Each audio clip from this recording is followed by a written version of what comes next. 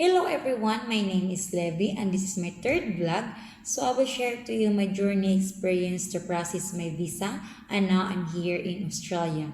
So for today's video, I will talk about what documents you should bring in the day of your appointment of biometric. So before I will start, I let you know na ang dapat suotin sa araw ng biometric ay formal. Bawal ito, at lalong mas bawal ito. So I will show to you what I wear in the day of my biometric. So, ito po yung sinuot ko. Dapat presentable. Kasi aside na mag-biometric ka sa loob, they will take you a photo and interview about your details. So before the day of your biometric appointment, memorize first your details. And if you're sponsored, you can memorize also about the details of your sponsored. Because whatever they ask you, you know already what you will answer. So let's move on. Ito pala ang mga documents na dalhin sa araw ng iyong biometric. Reminder lang po sa applicant na dapat 2 hours before appointment time, nandoon na kayo sa Biometric Collection Center kung saan kayo mag-attend ng biometric. So, ito na po ang mga documents na dapat dalhin sa biometric appointment. First is appointment confirmation or it called appointment letter. And electronic or printed copy of this appointment letter as a proof of your appointment day and time. Itong letter na po ito po yung pina-schedule mo, pinabook mo sa online. Tapos nag-message sila through your email.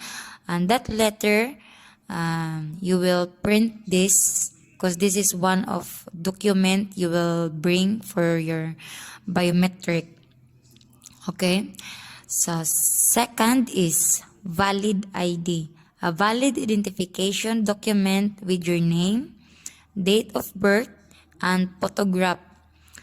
So, like government IDs, national ID, PhilHealth, postal, or if you're a student, you can bring your school ID also, even just one valid ID.